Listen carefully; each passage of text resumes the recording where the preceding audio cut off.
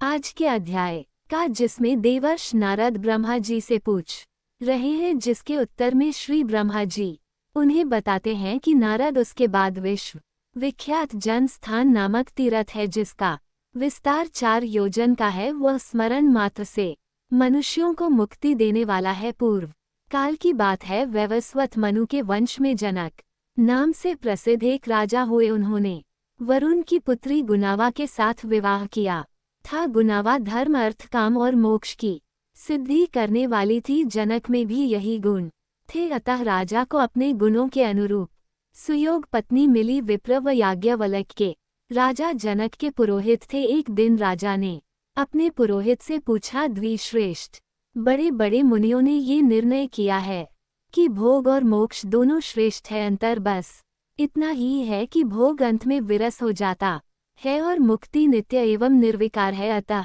भोग से भी मुक्ति को ही सच्चा माना गया है। आप बताएं, भोग से भी मुक्ति की प्राप्ति कैसे होती है? सब प्रकार की आसक्तियों का त्याग करने से जो मुक्ति प्राप्त होती है वह तो अत्यंत दुख साध्य है। अतः जिस उपाय से अत्यंत सुखपूर्वक मुक्ति हो सके वह भी बताइए। तब याज्ञवल्क्य बोले, राजन, साक्षात भगवान वरुण तुम्हारे गुरुजन ससुर और हितकारी है। उन्हीं के पास चलकर पूछो, वे तुम्हें हित का उपदेश देंगे। फिर याज्ञवल्क्य और जनक दोनों राजा वरुण के पास गए और वहां जाकर उन्होंने मुक्ति का मार्ग पूछा। तब वरुण ने कहा, 2 प्रकार से मुक्ति प्राप्त होती है, एक तो कर्म करने से और एक कर्म ना करने से। वेद में यह मार्ग निश्चित किया गया है कि कर्म ना करने की अपेक्षा कर्म करना श्रेष्ठ है। धर्म, अर्थ, काम और मोक्ष ये चारों पुरुषार्थ कर्म से बंधे हुए हैं। हे राजन, कर्म द्वारा सभी प्रकार के साध की सिद्धि होती है, इसलिए मनुष्यों को सभी तरह से वैदिक कर्म का अनुष्ठान करना चाहिए। इससे वे इस लोक में भोग और मोक्ष दोनों प्राप्त करते हैं। अकर्म से कर्म पवित्र है। कर्म भिन्न भिन्न आश्रमों और वर्णों के अनुसार अनेक प्रकार के होते हैं। वर्णों और आश्रमों में भी 4 आश्रम कर्म के द्वारा माने गए हैं। उनमें भी गृहस्थ आश्रम अधिक पुण्यदायक है, उससे भोग और मोक्ष दोनों प्राप्त हो सकते हैं। यही मेरा मानना है। ये सुन राजा जनक और बुद्धिमान याज्ञवल्क्य ने वरुण का पूजन किया और पुनः ये बात पूछी, सुरश्रेष्ठ, आपको नमस्कार है, आप सर्वज्ञ है। बताइए, कौन सा देश और तीर्थ ऐसा है जो भोग तथा मोक्ष प्रदान करने वाला है? वरुण ने कहा, इस पृथ्वी पर भारतवर्ष और उसमें भी दंडक वन पुण्यदायक है। इसमें किया हुआ शुभ कर्म मनुष्यों को भोग तथा मोक्ष दोनों प्रदान करता है। तीर्थों में गंगा श्रेष्ठ है, वे मुक्ति दयनी मानी गई है। वहाँ यज्ञ और दान करने से मोक्ष की प्राप्ति होगी। वरुण का यह उपदेश सुनकर याज्ञवल्क्य और जनक उनकी आज्ञा लेकर अपनी पुरी में वापस लौट आए। फिर गंगा तीर्थ पर जाकर राजा जनक ने अश्वमेध आदि यज्ञ किए और विप्र व याज्ञवल्क्य ने उन यज्ञों में आचार्य का कार्य किया। गौतमी गंगा के तट पर यज्ञ करने से राजा को मोक्ष की प्राप्ति। फिर जनक वंश के बहुत से राजा क्रमश वहां आकर यज्ञ करते और गोदावरी की कृपा से मोक्ष के भागी होते रहे। तभी से ये तीर्थ जन स्थान के नाम से विख्यात हुआ। जन को वे सभी अभिलक्ष वस्तुओं को पाता और मोक्ष का भागीदार होता है। अरुणा और वरुणा नाम की 2 परम पवित्र नदियां हैं। उन दोनों का गोदावरी में संगम हुआ है, जो बहुत ही पवित्र तीर्थ है। उसकी उत्पत्ति की कथा सभी पापों का नाश करने वाली है, उसे बताता हूँ। सुनो, महर्षि कश्यप के ज्येष्ठ पुत्र आदित्य अर्थात सूर्य समस्त लोकों में विख्यात है। वे लोकों के नेत्र हैं, उनकी किरणें अत दूसह है। भगवान सूर्य के रथ में 7 घोड़े जुते हुए हैं। भगवान सूर्य संपूर्ण लोकों द्वारा पूजित है। उनकी पत्नी का नाम उषा है। उषा विश्वकर्मा की पुत्री और त्रिभुवन की अद्वितीय सुंदरी है। उसे अपने स्वामी के तीव्र ताप का सहन नहीं हो पाता था। वह सदा इसी चिंता में पड़ी रहती कि मुझे क्या करना चाहिए। उषा के 2 बुद्धिमान पुत्र थे, वैवस्वत मनु और यम। एक कन भी थी, जो परम पवित्र यमुना नदी के रूप में विख्यात हुई। एक दिन उषा ने अपने ही समान रूप वाली अपनी छाया उत्पन्न की और उससे कहा, तू मेरी ही जैसी होकर मेरी आज्ञा से पति की सेवा तथा मेरे पुत्रों का पालन कर। मैं जब तक लौटकर ना आऊं तब तक तुम पति कि प्रेयसी बनकर रहो, ये रहस्य किसी को मत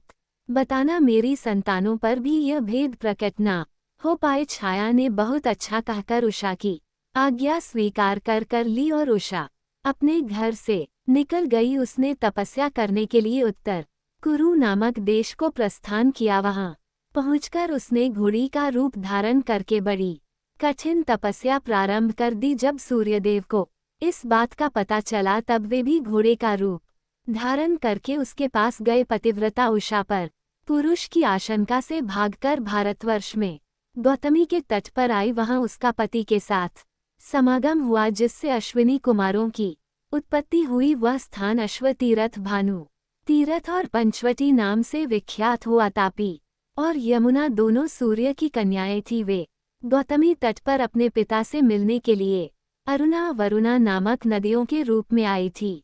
उन दोनों का जहां गंगा में संगम हुआ है वह बहुत उत्तम तीर्थ है। उसमें भिन्न भिन्न देवताओं और तीर्थों का पृथक पृथक समागम हुआ है। उक्त संगम में 27,000 तीर्थों का समुदाय है। वहां किया हुआ स्नान और दान अक्षय पुण्य प्रदान करने वाला है। नारद उस तीर्थ के स्मरण कीर्तन और श्रवण से भी मनुष्य सभी पापों से मुक्त होकर धर्मन और सुखी हो जाता है। श्री ब्रह्मा जी कहते हैं, नारद गरुड़ नामक तीर्थ सभी विघ्नों की शांति करने वाला है। उसके प्रभाव का भी वर्णन करता हूँ, ध्यान देकर सुनो। शेषनाग की एक महाबली पुत्र था जो मनिना नाग के नाम से प्रसिद्ध हुआ। उसे सदा गरुड़ का भय बना रहता था, अतः उसने अपनी भक्ति के द्वारा भगवान शंकर को संतुष्ट किया।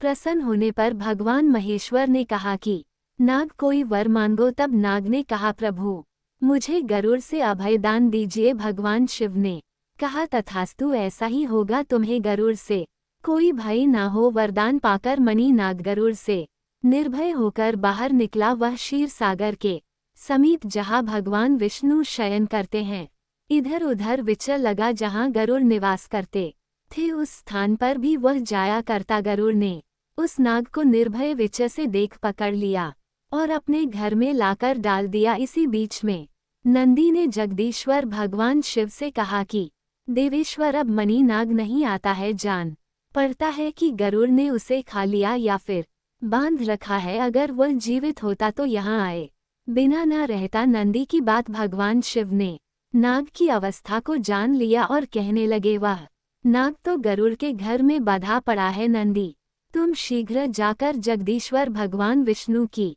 स्तुति करो और गरुड़ के द्वारा बंधन में डाले हुए नाग को मेरे कहने से ले आओ। प्रभु की बात सुनकर नंदी स्वयं ही लक्ष्मीपति के पास उपस्थित हुए और भगवान शिव की कही हुई बातें वहां जाकर निवेदन पूर्वक कही। तब भगवान नारायण ने प्रसन्न होकर गरुड़ से कहा, विंता नंदन, मेरी बात मानकर नंदी को वह नाग लौटा दो। लेकिन गरुड़ ने नंदी को वह नाग देना स्वीकार नहीं किया और गर्व से कहने लगा, मैं आपका भृत्य हूँ, मैं नाग को लाया हूँ और आप उसे नंदी को दे रहे हैं।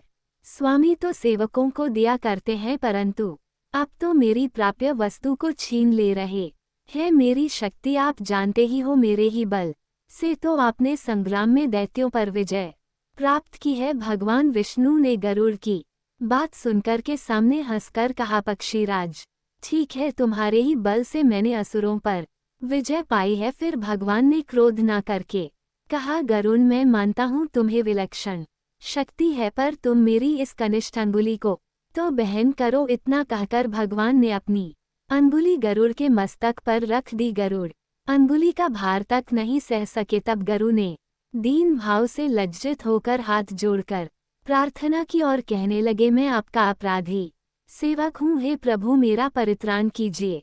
फिर उन्होंने माता लक्ष्मी से प्रार्थना कि लक्ष्मी जी ने कृपाकुल होकर जनार्दन से कहा, नाथ विपिन व्रत गरुड़ की रक्षा कीजिए। तब भगवान ने नंदी से कहा, नंदी केश्वर, तुम गरुड़ के साथ ही नाग को महादेव जी के पास ले जाओ। बहुत अच्छा कहकर नंदी गरुड़ और नाग के साथ धीरे धीरे शंकर जी के पास गए और सब समाचार उन्हें कह सुनाया। तब शंकर जी ने गरुड़ से कहा, महाबाहु, तुम लोक पावनी गौतमी गंगा के पास जाओ। वे समस्त अभीष्ट वस्तुओं को देने वाली है। उस शांति मय सरिता में स्नान करने से तुम्हें समस्त इच्छित वस्तुएं 100 गुनी अथवा सहस्त्र गुनी होकर मिलेंगी। गरुण जो सभी प्रकार के पापों से संतप्त हैं, दुर्दव से जिनका उद्योग नष्ट हो गया है, उन प्राणियों के लिए मनोवांछित फल प्रदान करने वाली गोदावरी नदी ही शरण है भगवान शिव की। यह बात सुनकर गरुड़ प्रणाम करके चले गए।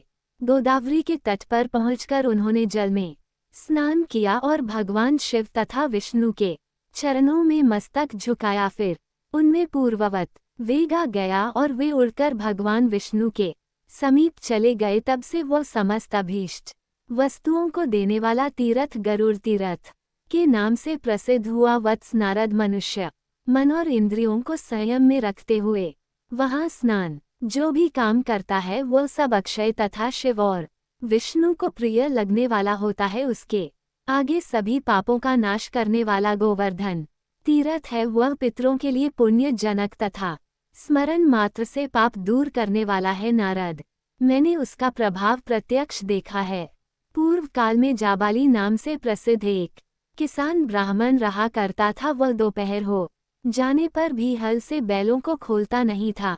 उनके दोनों बगल में और पीठ पर चाबुक मारता रहता था। उसके दोनों बैल सदा आंखों से आंसू बहाया करते थे। एक दिन कामधेनु गौ जगन माता सुरभि ने नंदी से सब हाल कहा। नंदी ने भी खिन्न होकर भगवान शंकर को सारी बात बताई। तब शंकर जी ने नंदी से कहा, तुम्हारी प्रत्येक बात सिद्ध हो जाए। महादेव जी की आज्ञा पाकर नंदी ने समस्त गौ जाति को अपने में समेट लिया। स्वर्ग लोक और मृत्यु लोक की समस्त गौवें अदृश्य हो गई। तब देवतागणों ने मेरे पास आकर कहा, भगवान गौओं के बिना जीवन नहीं रह सकता। उस समय मैंने देवतागणों की बात सुनकर उनसे कहा कि जाओ भगवान शंकर से याचना करो। फिर उन्होंने भगवान शंकर की स्तुति करके उनसे सब हाल कहा। महादेव जी ने भी उत्तर दिया, इस विषय में तो नंदी ही जाने। तब सभी देवता गण नंदीकेश्वर के पास जाकर बोले कि हे नंदीकेश्वर, हमें जगत का उपकार करने वाले गवे दे दीजिए। नंदी बोले, आप लोग गौ यज्ञ कीजिए, तभी दिव्य और मानस गए प्राप्त होंगी। फिर गौतमी गंगा के तट पर देवताओं ने गौ यज्ञ का आयोजन किया। फिर वहां से गौ बढ़ने लगी। तभी से वह तीर्थ गोवर्धन नाम से प्रसिद्ध हुआ। वह देवताओं की प्रीति बढ़ाने वाला है। मुनि श्रेष्ठ वहां किया हुआ केवल स्नान भी सहस्त्र गोदान का फल देने वाला है। हरे कृष्ण। आज के अध्याय में बस इतना ही। अब सुनिए कल से आगे की पौराणिक कथा। भीष्म जी के पूछने पर पुलस जी बोले, वत्स, तुमने बड़ी उत्तम बात पूछी है। अब एकाग्रचित होकर सुनो। प्राचीन सतयुग की बात है। बलिष्ठ दानवों ने समूचे स्वर्ग पर अधिकार जमा लिया था। इंद्र सहित संपूर्ण देवताओं को जीतकर उनसे त्रिभुवन का राज्य छीन लिया था। उनमें बाकली नामक दानव सबसे बलवान था। उसने समस्त दानवों को यज्ञ का भोक्ता बना दिया। इससे इंद्र को बड़ा दुख हुआ। वे अपने जीवन से निराश हो चले। उन्होंने सोचा कि ब्रह्मा जी के वरदान से दानव राज बाकली मेरे और संपूर्ण देवताओं के लिए युद्ध में अवध हो गया है। इसलिए मैं ब्रह्मलोक में चलकर भगवान ब्रह्मा जी की ही शरण लूंगा। उनके सिवा और कोई मुझे सहारा देने वाला नहीं है। ऐसा विचार कर देवराज इंद्र संपूर्ण देवताओं को साथ लेकर तुरंत उस स्थान पर गए जहां भगवान ब्रह्मा जी विराजमान थे। इंद्र बोले, देव, क्या आप हमारी दशा नहीं जानते? अब हमारा जीवन कैसे रहेगा? प्रभु, आपके वरदान से दैत्यों ने हमारा सब कुछ छीन लिया। मैं दुरात्मा बाकली की सारी करतूतें पहले ही आपको बता चुका हूँ। पितामह, आप ही हमारे पिता है। हमारी रक्षा के लिए शीघ्र ही कोई उपाय कीजिए। संसार से वेद पाठ और यज्ञदत्त और मंगल की बातें जाती रही। सबने अध्ययन करना छोड़ दिया है। दंड नीति भी उठा दी गई है। इन सब कारणों से संसार के प्राणी किसी तरह सांस मात्र ले रहे हैं। ये संसार पीड़ाग्रस्त तो था ही, अब और भी कष्टतर दशा को पहुंच गया है। इतने समय में हम लोगों को बड़ी गलानी उठानी पड़ी है।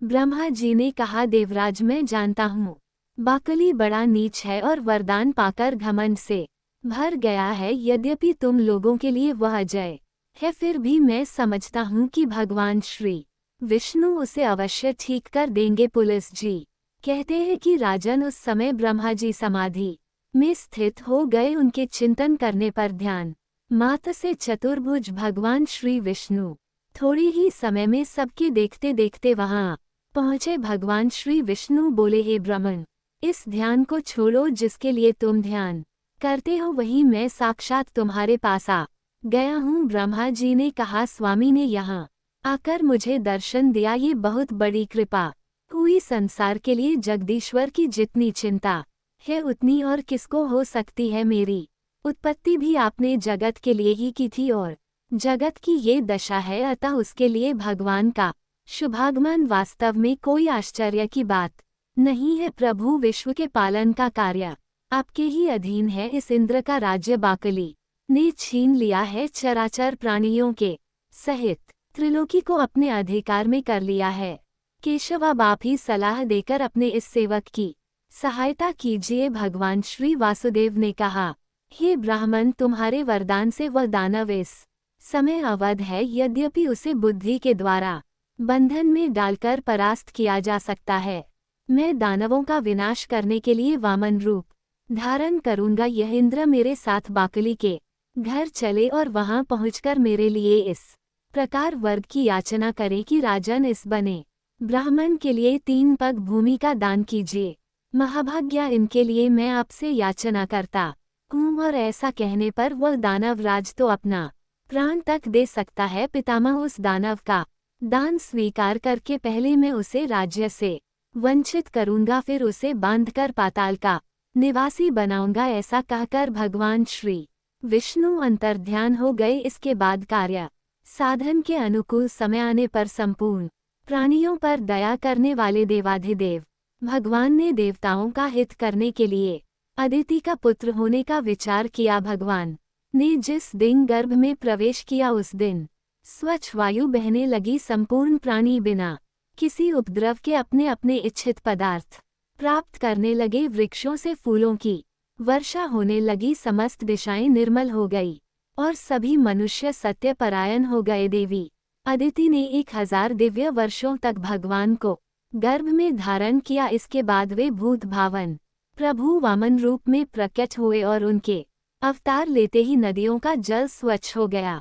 वायु सुगंध बिखेरने लगी। उस तेजस्वी पुत्र के प्रकट होने से महर्षि कश्यप को भी बड़ा आनंद हुआ। तीनों लोकों में निवास करने वाले समस्त प्राणियों के मन में अपूर्व उत्साह भर गया। भगवान जनार्दन का प्रादुर्भाव होते ही स्वर्गलोक में नगाड़े बज उठे। अत्यंत हर्षोल्लास के कारण त्रिलोक के मोह और दुख नष्ट हो गए। गंधर्व ने अत्यंत ऊंचे स्वर से संगीत आरंभ कर दिया। कोई ऊंचे स्वर से भगवान की जय जयकार करने लगे, कोई अत्यंत हर्ष में भरकर जोर जोर से गर्जना करते हुए बारंबार भगवान को साधुवाद देने लगे और कुछ लोग जन्म, भय, बुढ़ापा और मृत्यु से छुटकारा पाने के लिए उनका ध्यान करने लगे। इस प्रकार यह संपूर्ण जगत सब ओर से अत्यंत प्रसन्न हो उठा। देवता लोग मन विचार करने लगे कि यह साक्षात परमात्मा श्री विष्णु है। ब्रह्मा जी के अनुरोध से जगत की रक्षा के लिए इन जगदीश्वर ने ये छोटा सा शरीर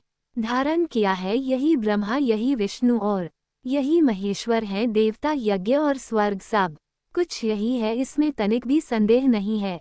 ये संपूर्ण चराचर जगत भगवान श्री विष्णु से व्याप्त है। ये एक होते हुए भी अलग अलग शरीर धारण करके ब्रह्मा के नाम से विख्यात है। जिस प्रकार बहुत से रंगों वाली वस्तुओं का सानिध्य होने पर स्फटिक मणि विचित्र सी प्रतीत होने लगती है, वैसे ही मायामय के संसर्ग से स्वयंभू परमात्मा की नाना रूपों में प्रतीति होती है। अब ये भगवान सब तरह से देवताओं का कार्य सिद्ध करेंगे। शुद्ध चित्त वाले देवगण जब इस प्रकार सोच रहे थे, उसी समय भगवान वामन इंद्र के साथ वासकल के घर गए। उन्होंने दूर से बाकली की नगरी को देखा, जो परकोटे से घिरी हुई थी। बाकली को राजा बलि के नाम से भी जाना जाता है। सब प्रकार के रत्नों से सजे हुए ऊंचे ऊंचे सफेद महल, जो आकाशचारी प्राणियों के लिए भी अगम्य थे, उस पुरी की शोभा बढ़ा रहे थे। नगर की सड़कें बड़ी ही सुंदर और क्रमबद्ध बनाई गई थी। कोई ऐसा पुष्प नहीं, ऐसी विद्या नहीं, ऐसा शिल्प नहीं और ऐसी कला नहीं जो बाकली की नगरी में मौजूद न रही हो। वहीं रहकर दानव राज बाकली चराचर प्राणियों सहित समस्त त्रिलोकी का पालन करता था। वह धर्म का ज्ञाता, कृतज्ञ, सत्यवादी और जितेंद्रिय था। सभी प्राणी उससे सुगमता पूर्वक मिल सकते थे। न्याय अन्याय का निर्णय करने में उसकी बुद्धि बड़ी ही कुशल थी। वह ब्राह्मणों का भक्त, शरणागत का रक्षक और दीन और अनाथ पर दया करने वाला था। मन शक्ति, प्रभु शक्ति और उत्साह शक्ति, इन तीनों शक्तियों से वह संपन्न था। बड़ा धनी और बहुत बड़ा दानी था। वह धर्म, अर्थ, काम तीनों के साधन में संलग्न रहता था। बाकली त्रिलोकी का एक श्रेष्ठ पुरुष था। वह सदा अपनी नगरी में ही रहता था। उसमें देवता और दानवों के भी घमंड को चूर्ण करने की शक्ति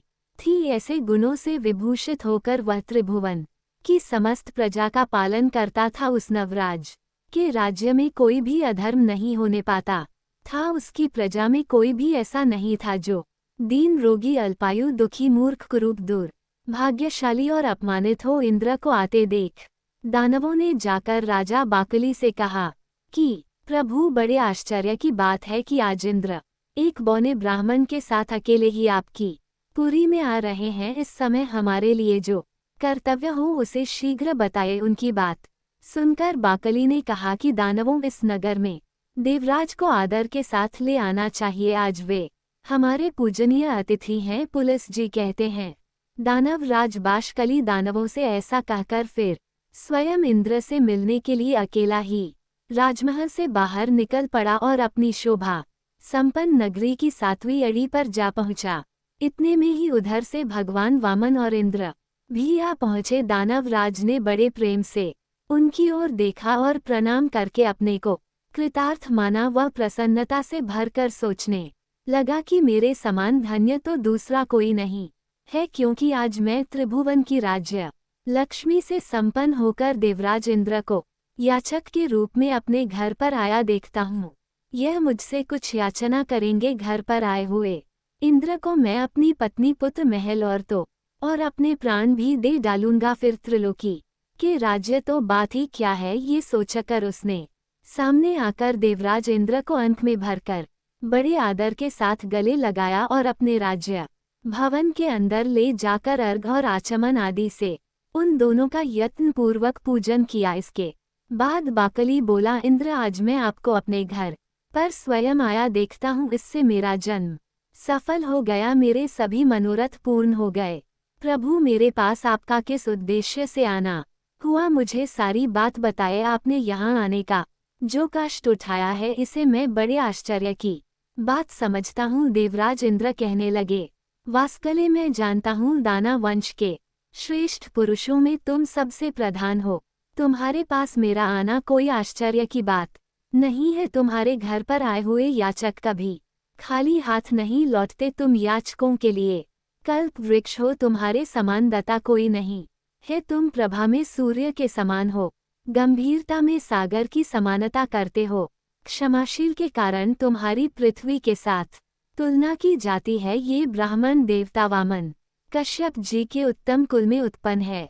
इन्होंने मुझसे 3 पग भूमि के लिए याचना की है, किंतु वास्कले, मेरा त्रिभुवन राज्य तो तुमने पराक्रम करके छीन लिया है। अब तो मैं निराधार और निर्धन हूँ। इन्हें देने के लिए मेरे पास कोई भूमि नहीं है, इसलिए मैं तुमसे याचना करता हूँ। याचक मैं नहीं, ये है दानवेंद्रो, तो इन वामन जी को 3 पग भूमि दे दो। वाकली ने कहा, देवेंद्र, आप भले पधारे, आपका कल्याण हो। जरा अपनी ओर देखिए तो सही, आप ही तो सबके परम आश्रय हैं। पितामह ब्रह्मा जी त्रिभुवन की रक्षा का भार आपके ऊपर डालकर सुख से बैठे हैं और ध्यान धारणा से युक्त हो परम पद का चिंतन करते हैं। भगवान श्री विष्णु भी अनेकों संग्राम से थककर जगत की चिंता छोड़ आपके ही भरोसे क्षीर सागर का आश्रय ले सुख की नींद सो रहे हैं। उमानाथ भगवान शंकर भी आपको ही सारा भार सौंपकर कैलाश पर्वत पर विहार करते हैं। मुझसे अलग